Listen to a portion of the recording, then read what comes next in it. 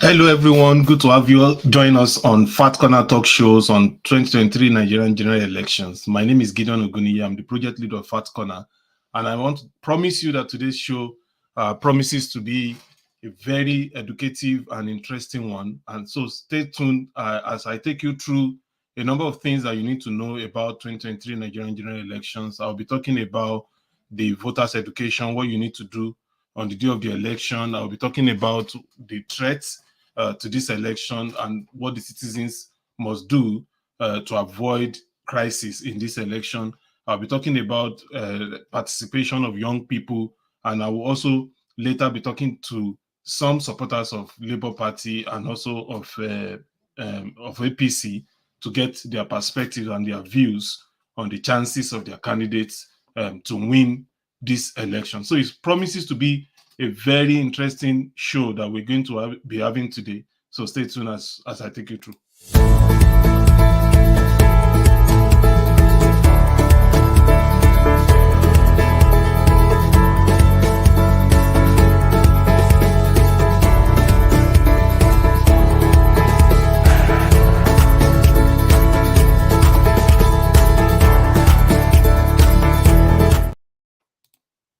Next week, voters in Africa's most populous country, Nigeria, will head to the polls to select their next president amid mounting unhappiness in the country due to worsening insecurity, the new Naira notes policy that's created a lot of crisis, the economic hardship that people are going through.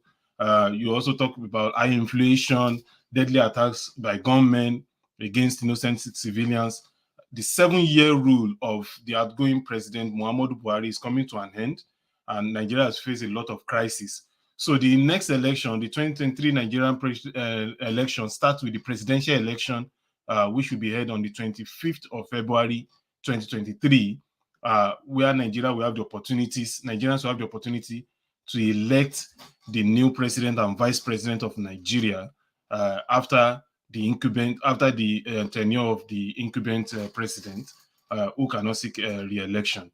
So on that same day of 25th of February 2023, there will be other federal elections, including elections to the House of Representatives, elections to the Senate will be held on the same date, and the state elections, which will be the election of the governorship and vice governorship of each of the 36 states of the Federation, we had on the 11th of March, and the winners of these elections will be inaugurated on May 29, 2023, which is the former date of democracy.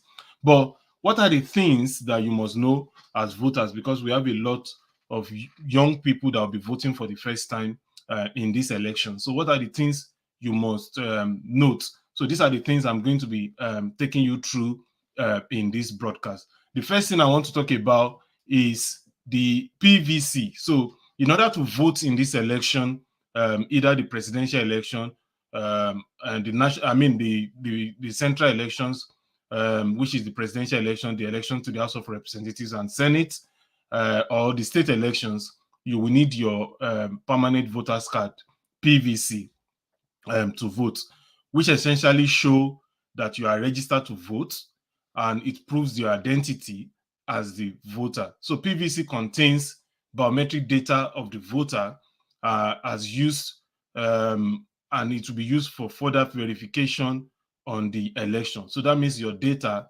is stored in the card.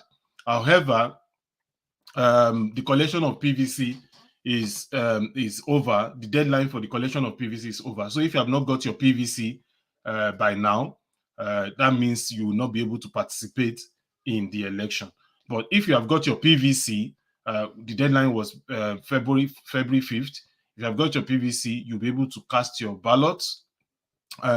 So what you need to do is you need to arrive at the polling station between the hours of 8 o'clock in the morning and between the hours of 8 o'clock in the morning and 2 p.m. With your PVC. So don't leave your PVC at home. And as long as you are in the queue to vote, you get to the queue before 2 p.m., there is a guarantee that you'll be allowed to cast your ballot. And that is according to what INEC has said. So Nigerians living in diaspora will not be able to cast their vote. So I'm going to quickly show you some of the things that you need to know on the PVC. So I'm going to try to put up the image of PVC here. So if you can see the image on the screen, what you have as number one is the code, and this code is showing the polling units that you are going to vote, and is unique to each polling unit. So this code is unique to each polling unit where the voters will vote on election day. So what you have on 2 is the passport, the photograph. That is the picture of you, the card owner. What you have on number 3 is voters identification number, and this number is unique for each voter. What you have on number 4 is the location of the voting center where voters should go on election day to cast his or her vote. So these are the important things. There are other things. Number 6, which is your gender. Number 7, your date of birth. Number 8, your occupation. Number 9, your address. So this is how the voters card look like. Let me also show you an image of beavers, because beavers is another thing that will be used in the election. So what is beavers?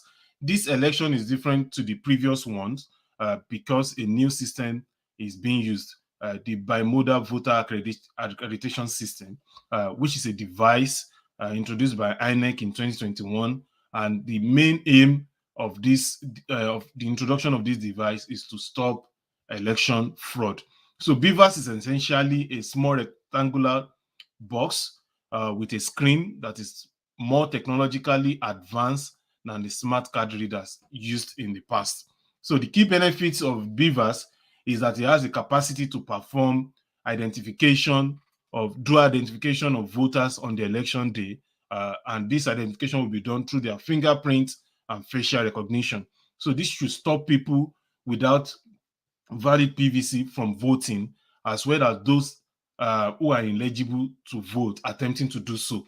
So if you know that you don't have your PVC, or if you know that you are using somebody else's PVC, I would advise that you do not turn up on the election. You do not go there, because in the new Electoral Act, there are punishments for trying to commit fraud, to commit electoral fraud.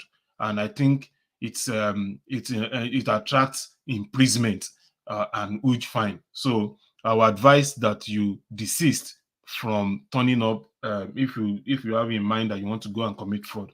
Another aspect of beavers is that it uploads vote results directly to the INEC result viewing portal for all Nigerians to see. So, which in theory means that the result cannot be tampered with, because the results get directly from beavers, go from the beavers to INEC viewing portal, and all of us can see the results that has been collated.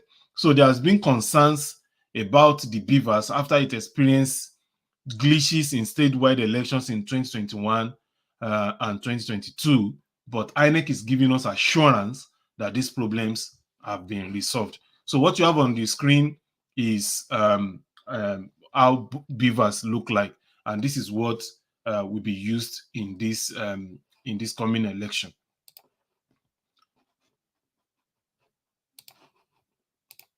Okay, so another thing I want to talk about in this is that when we get the results of this election. So in the last 2 presidential elections, the winner was known on the 3rd day after voting, but votes will be counted as soon as voting ends on Saturday, 25th February 2023, when we are doing the presidential elections and the National Assembly elections. So votes will be counted as soon as voting ends, and those who stay behind at their polling station, we have the results announced to them. But it is a long process before all the results work their way up to Abuja from the tens of thousands of polling units across the country. So at the polling unit, you will get the result of your polling unit, and you can also go on INEC portal to see the results that are coming from the other polling units. But that doesn't mean that you will get the final result of who wins the election immediately. Although, in contrast to what we had in the last two presidential elections, Beavers this time around might speed up the process this year, but you should know that INEC appointed officials in each of the states, we still have to travel to Abuja from the 36 states of the Federation with hard copies, which will be read aloud. So only then will the INEC chairman announce winner of the election, or if there's going to be second round. So that takes me to how this election work, especially for the presidential election now, not the state gubernatorial election. For the presidential election, in order for any candidate to win, that candidate has obtained the highest number of votes casted nationwide, and that candidate must also pass this test of more than a quarter of ballot cast in at least 2/3 of Nigerian states. So that person must have the highest number of votes cast nationwide, and must also have 25% in at least 24 states in Nigeria. So if none of the candidates manage to meet these two requirements, if none of the candidates meet up with the requirement of having 25% in 24 states, that means the election will go to a second round, a runoff, which will be done 21 days between the top two candidates. So there's been arguments, and I've seen a lot of argument, people talking about whether that election will end in first ballot or there will be a runoff. We don't know yet what will happen, but I'm just saying this to prepare your mind towards what will likely happen. We might have a situation where the election will not end in first ballot. It might have to go through the second round, where there will be a runoff between the two top candidates. So there are also questions that people have been asking, whether will this vote be free and fair? So what we have in the previous elections in Nigeria is we've been having credible reports of politicians rigging the polls, either by causing violence to scare voters away, or snatching ballot boxes and stuffing them with pre-printed ballot papers.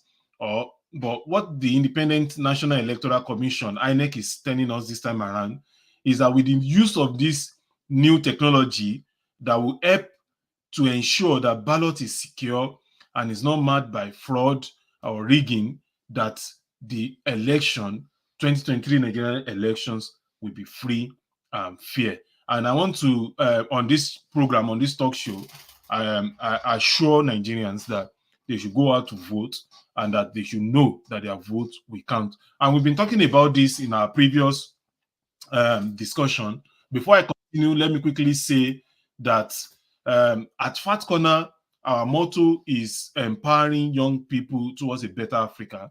And therefore, the main aim of our talk show and interviews and debates that we have is to try to educate young people in Nigeria and in Africa at large on their role in politics, in leadership, in governance, and nation building. So if you have not seen, if you have not liked our page or our YouTube channel, I don't know what you are waiting for. Please go and like our YouTube channel and also subscribe to our Facebook page. And that will give you the opportunity to see the previous editions of the interviews, of the talk shows that we've done on this channel. And it will also give you the opportunity to see the subsequent ones that we do at Fat Corner. So it's Fat Corner, FACT in uppercase and corner in lowercase. So let me continue about why I know that this election will be free and fair. Is because we have new electoral acts that have come up with provisions that will make this election to be free and fair, that will make rigging to be extremely difficult. And we are also deploying new technology, beavers, to this election.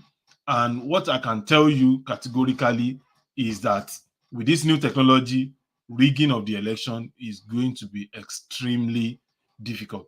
But the recent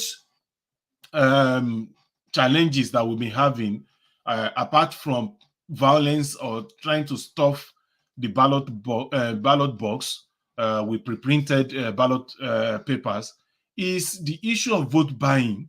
And we see that with the recent change of the Naira note, which the federal government has said that this is to stop the problem of vote buying. And also, the Electoral Act has empowered security agents to arrest suspects who want to either give money to buy vote or receive money to buy vote. So, and I'm trying to give this out on this channel this morning, that if you are planning to go and buy vote, I will advise that you desist from that. Or if you are planning to go and sell your votes, I will advise that you desist from that. So I'm going to put an image on the screen, and this image is saying, sell your vote and suffer for another 8 years. Sell your vote and suffer for another 8 years. And this is telling you that if anybody is planning to buy votes in this election, it means that that person does not really have anything to offer. I believe that people that have something to offer, they will not be attempting to buy your vote. So if anybody is trying to buy your votes, that person doesn't have anything to offer. So this election, I can assure you, will be free and fair election, and the results will be the one that will reflect what the people want. And if it is APC that people want, I can assure you that APC will win. If it is PDP that people want, I can assure you that PDP will win. If it is Labour Party or any of the other 18 political parties. So another thing that you must note, especially for first-time voters, another thing that we want to tell you on this channel is that INEC has also said that it's illegal for voters to take phones into the polling booths. So if you bring your phone to the polling unit, make sure you don't take that phone to the polling booths, because what has happened in the past is that people take pictures of their ballot papers as proof that they have voted for a particular candidate as demanded by vote buyers, so that they can go and show that proof to the vote buyers and collect their money. So that is not going to happen this time around. So INEC is saying that don't bring your phones into the polling booths. You can bring it to the polling unit if you know that you have somewhere to keep it or you have someone to keep it with. But if you know that you will not have anyone to keep it with, it's better to leave your phone at home, especially during the voting process. So some INEC offices has been attacked in the run-up to this vote. The couple of violence happening here and there, and there are disturbing trend that shows that maybe this election will not hold, or whether the INEC is not prepared. But INEC has come out to say that they are fully prepared, and the dates for the election, according to INEC calendar, which is February 25th and March 11th, remain sacrosanct. So let's look at some of the things that has happened during this campaign process. The campaign officially began on September 28th, 2022, and this campaign will end on 23rd of February 2023. And what that means is that by 23rd of February, no party can campaign again. That will be the end. So, and what we are encouraging people to do is that look at what is coming from the campaign of these candidates. Look at the information they are passing across. Look at their manifesto. Look at the way the candidates understand issues. Look at the way they analyze issues. Look at the solutions they are profiling to some of the challenges that are facing the country. Look at the composition of these political parties. Look at the maturity of these political parties. Look at the way they handle their internal crisis. And it gives you the things to use to rate the political parties and the candidates that you want to vote for in this election. And this is very, very important because in the previous elections, we've seen that things like religious sentiments, things like ethnic sentiment are things that dominate our elections, but we are calling people to try to do something different this time around. Let's have election that is based on issues, on competency, on character of the candidate.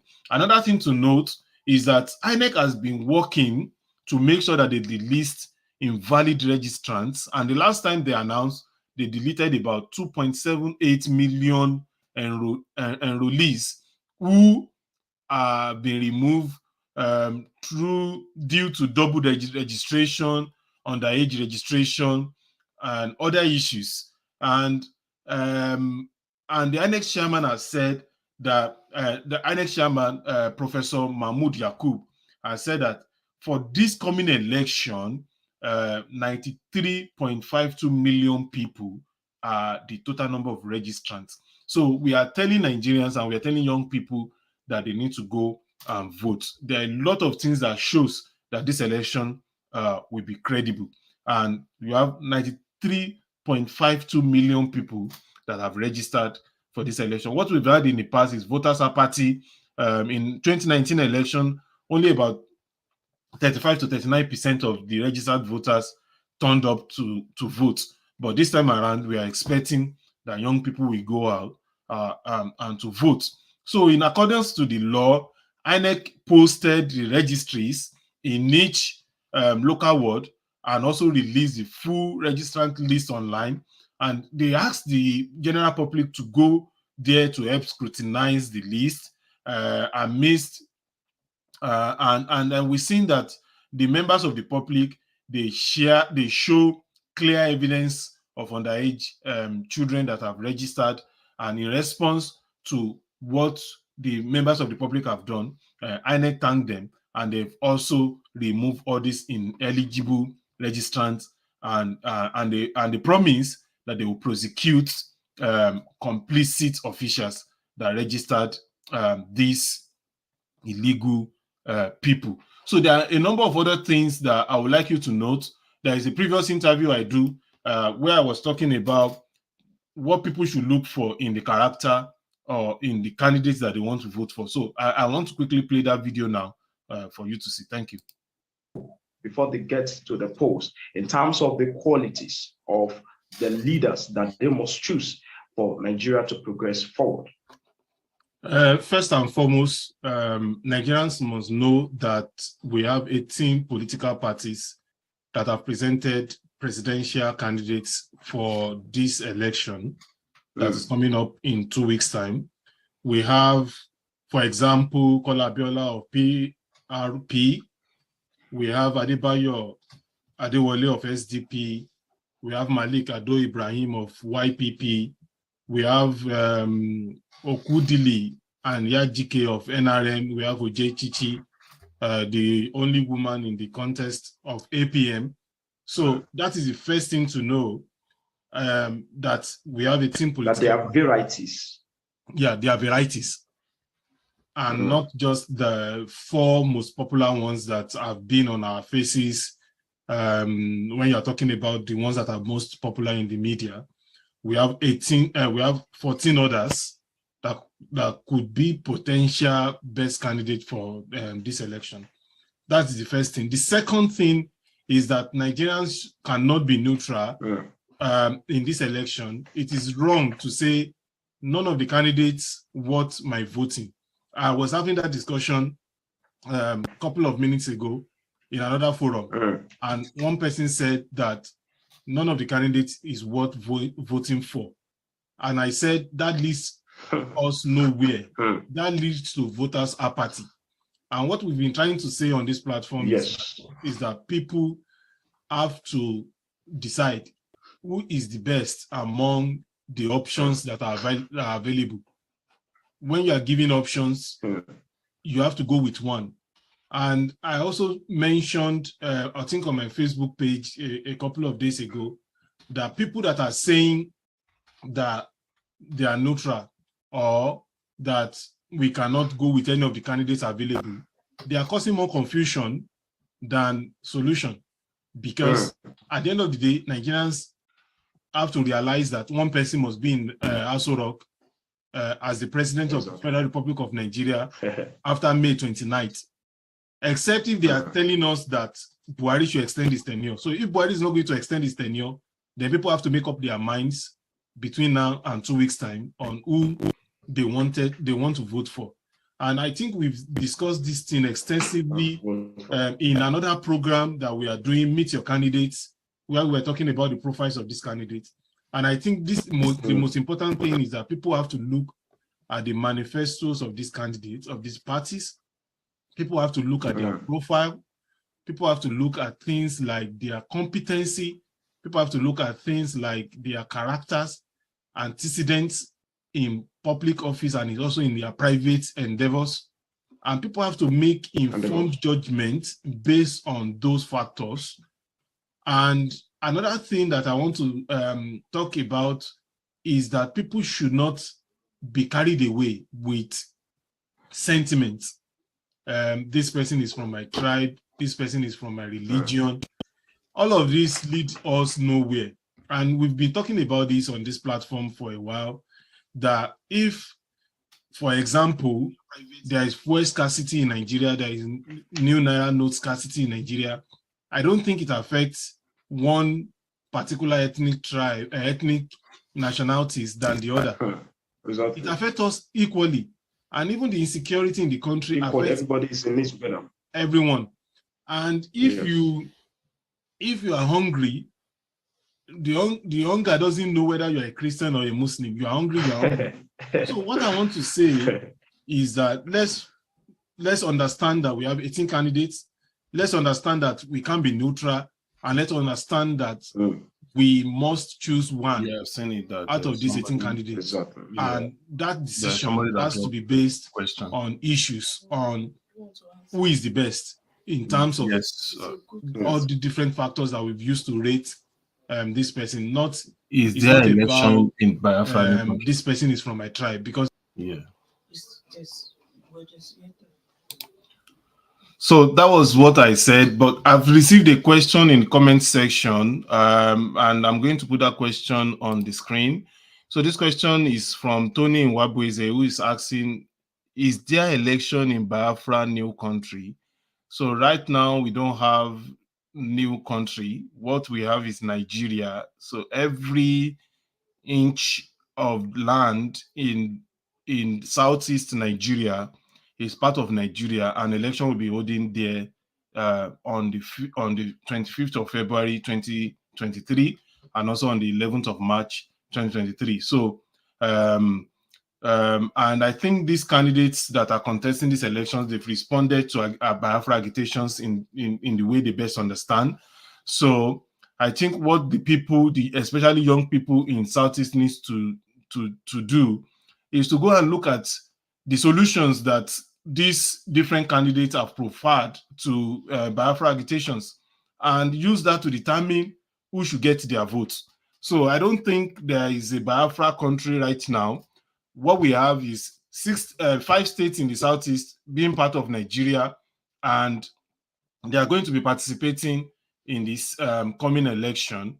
So I would say that young people there should listen to the manifesto of all the candidates that are contesting these elections and see the ones that that solve the problems or address the agitations in the best way. So I now have Mr. David King on the show with me. He's a student of mass communication at Adekunle Ajasin University, Akungba Akoko, Ondo State, Nigeria. And he has been on our show a couple of times where I asked him, he's a supporter of APC, Tinubu, Shetima presidential ambition. And I've asked him a number of questions in the past. So I want to welcome to the show, Mr. David. Good afternoon. Thank you for having me. Yeah. So the last time you were on the show, I was asking you about the public perceptions of President Muhammadu Buhari administration, which has faced criticism of abandoning its anti-corruption initiatives that people were expecting him to pursue strongly. And people are talking about poor quality of their life. People are talking about increasingly dire security situation in the country, which has extended outside of Northeast Nigeria, where we used to have high level of insecurity, now to Northwest, and we've seen elders farmer crisis all over the country. We've seen interethnic conflicts. We see now problem of oil bunkering. We have problem of Nigeria not earning enough revenue because of oil bunkering in the Niger Delta. And also we have a lot of violent separatist movements, especially in the Southeast, that are coming on board during the administration of Buhari. And I asked you the last time you were on this show that all of these affect the chances of Tinubu. Before I get your reaction to that question again, whether things have changed, I want to play the video of your response to that question in the last time that I asked you. Thank you. From the same parties, so they're going to intertwine. I'm going to take it back of Buhari. People believe that he has not been able to end the insecurity in the country, the terrorist attack, banditry. And do you think that all of these people's perception about the government of Buhari will have negative impact on the chances of Tinubu to become the next president of Nigeria? 1 minute. Yeah, I think it's going to be a major issue in their campaign for this year, because they are from the same party. So they're going to intertwine both his administration with the incoming administration of the APC. But the thing there is, Tinubu was once governor of Lagos State. People that were in Lagos State saw his performance as governor. When he came into power in Lagos State, there was also insecurity in Lagos State, and he tackled that very well. Economy-wise, too, it took Lagos from the IGR of Lagos, it took it up by almost 10%, if not more, by almost 100%, by almost 1,000%, if I'm not mistaken.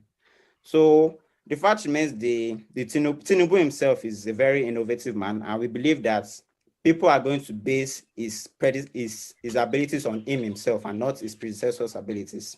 So that should be able to. A lot of people don't like Buhari, but they still like Bola Ahmed Tinubu. So we think his own personal abilities will be what he's going to use to campaign for, and not. All right. Thank you very much. We need to go now. For the records, Tinubu never increased the IGR of Lagos State to anything near 100%. I think that insecurity was 600 million to 8 billion. Insecurity was one of the worst during Tinubu. Yeah, thank you so much, guys. I would have loved that we continue the conversation. If you look at the performance between Tinubu and Peter Obi, you understand that Tinubu performed better than Obi. I wish there was more time. So I will give you details of. I'll bring the two of you back next time. So that was the clips from the last discussion. Now what we have is a little bit different. We've seen like perceived attack on Buhari from the candidate himself, which is Tinubu. We also seen some supporters, especially members of Tinubu Presidential Campaign Council, attacking the policy of President Muhammadu Buhari on Naira redesign. So do you think anything has changed? Do you think that Nigerians will still vote for Tinubu with all these issues, even though the candidate himself, there appears to be conflicts between the candidate and the president? I think the policy that the president has come up with recently with the Naira swap has made things uncomfortable for everybody in the country. These policies are affecting everybody in every single way. There's nobody that has not been affected by this policy. And the candidate of Bola Ahmed Tinubu has spoken up against this, because Buhari and Bola Ahmed Tinubu might be from the same party, but they are not the same human beings. They do not have the same brain and do not think the same way. So the candidate of Bola Ahmed Tinubu has confronted the issue by saying these policies are making things hell for people, because every single person is being affected by it. These days, we're withdrawing 1,000 naira from POS at 200 naira, 300 naira per 1,000 naira. So these policies have affected everybody. And the candidates and Tinubu being able to confront these policies means that he knows what is right from what is wrong. Means he's putting Nigerians ahead over the APC or over his loyalty towards the president. So even if you go to the streets right now, when you ask people that were planning on voting for Tinubu before, even with these issues now, they know that these policies have nothing to do with him. He did not implement these policies, even though these policies came from the APC governments. And if you also notice, there are a lot of APC governors that have already come up to confront the policies as well, because these things have made things very hard for people. So I think people will not, I doubt people will associate the policies with Bola Ahmed Tinubu, even though it is his party. Because a lot of people know that these things they are not his doings, and he has no control over them. They will look at the works of his hands, and they will use that one to determine everything over the works of his predecessors. So I Yeah. think my stance still remains the same on the last time we discussed. Okay, so thank you. So one thing you said that Tinubu has come out to stand with the people and even confront the president on this policy. But there are some other things that Buhari administration has done, especially to young Nigerians, that they did not like. For example, we have 7-month-long national ban on Twitter after the site removed what they perceive as an abusive tweet from Buhari, which he tweeted in response to the civil war. And the administration, they banned Twitter for 7 months, and young Nigerians, they were not happy.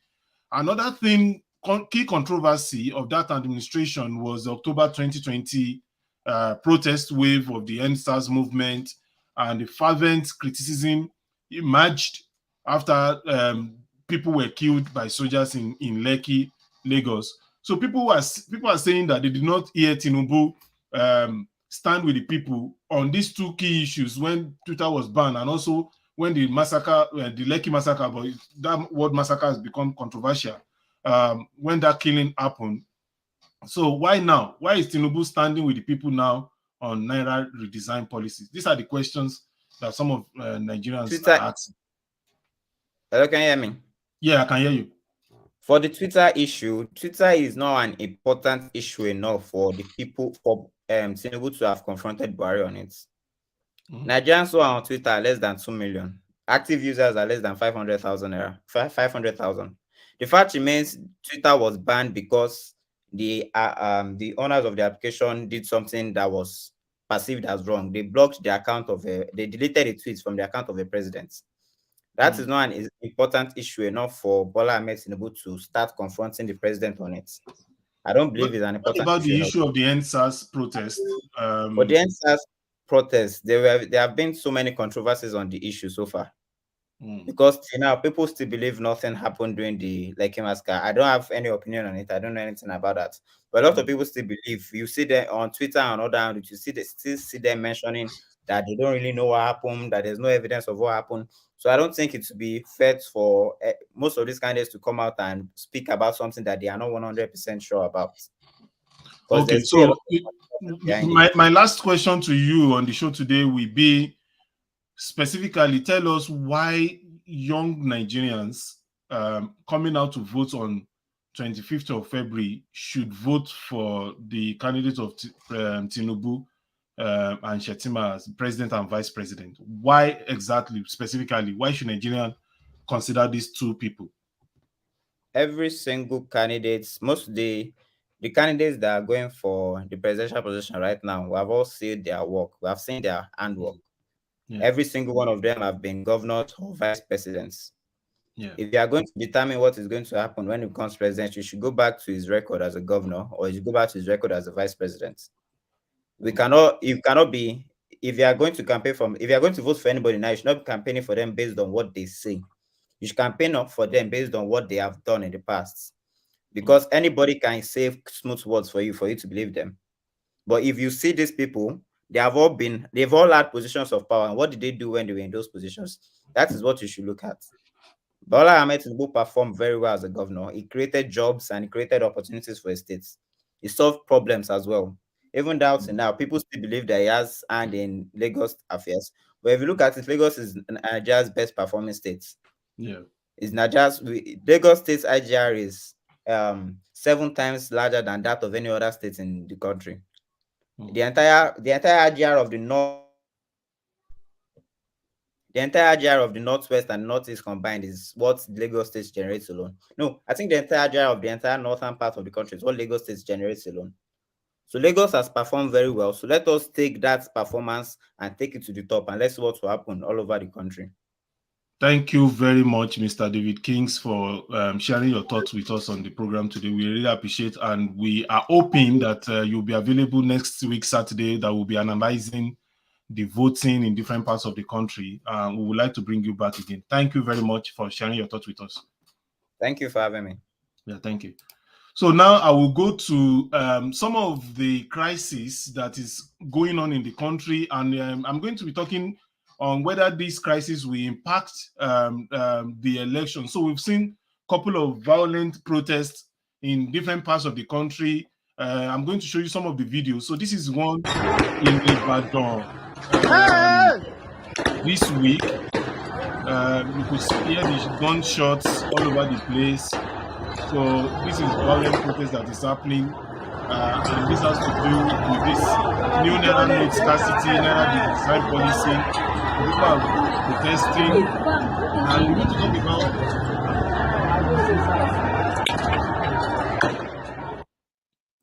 Now this is the one in Ogun State.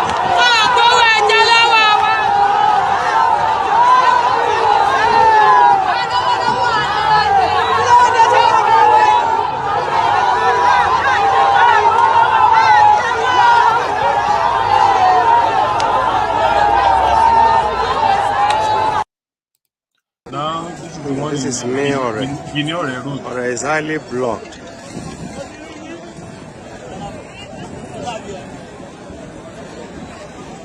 Or is highly blocked. So these crises are happening in every part of the country right now. In Kwara State, in Oyo State, we had the one in Delta State where 2 banks were attacked. Bank officials were attacked. We have in Ibadan and in and even in Lagos. And what we are trying to say on this platform is that young Nigerians should try to separate themselves from this kind of violence or these kinds of crisis, because it has implications on the election. If this crisis continues, it means that the environment, the atmosphere will not be conducive enough for election. And we have just a week to the election. We cannot be having this kind of violent crisis a week to the election. It threatens the sovereignty of Nigeria, because what is going to happen with this violence is that the election might be postponed. If the violence continue, we might not be able to have the election, and then we'll begin to have what some politicians want us to have, which is a military takeover or a case that will have interim government. And so this is what we're trying to say and tell young people, that the best way to protest, the best way to show your anger is to go out on the voting day and cast your vote for candidates that you think will solve some of the problems that are confronting you, some of the problems that are facing you. The candidate you think have the best manifesto, have the best plan to solve all these problems. This protest that is happening will not help. And I know that politicians are trying, especially those that do not want the election to hold, are trying to incite the people to violence. And I think we must also talk about these politicians, because the things they say have a long way to go to incite violence. And we need to educate young Nigerians not to allow politicians to incite them to violence. So as the 2023 general election is drawing near, there are fears that there will be violence based on ethnic, based on religion, based on region, based on the sentiment, different sentiments. And we've seen identity politics coming up. We've seen the surrogates of this of this candidate saying things that will incite violence. But we want to encourage our viewers that they should make sure that they stay away from violence. let's go about voting in this election peacefully, and let's work with the government, with INEC, to make sure that we have success in this election. So this is what we want to say on this, because if this violence continues, what we can say is that there is not going to be election, and it's not going to be the result that all of us want. The result that we want is that there is an election, and our preferred candidate win the election. So that is the result that we all want in this coming election. So let's try to run away from anything that we cause violence, especially when you look at the intense acrimony, especially among the major leading parties. I think they are not helping matters. They are raising the tension in the country. They are raising the tension with the kind of things that are coming out from the mouths of these leading parties, from coming out from their campaign grounds.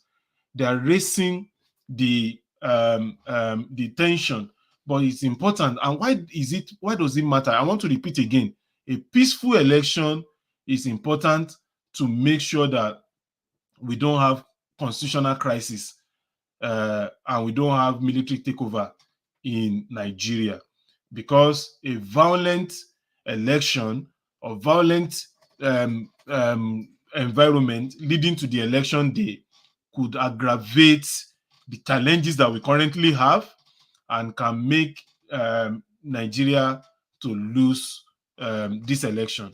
Because what will happen is that security, military can take over, and we can also have a problem of interim government. So what should we do as citizens? What we need to do is to stay away from protest at this time, because you don't know the intention of these protesters.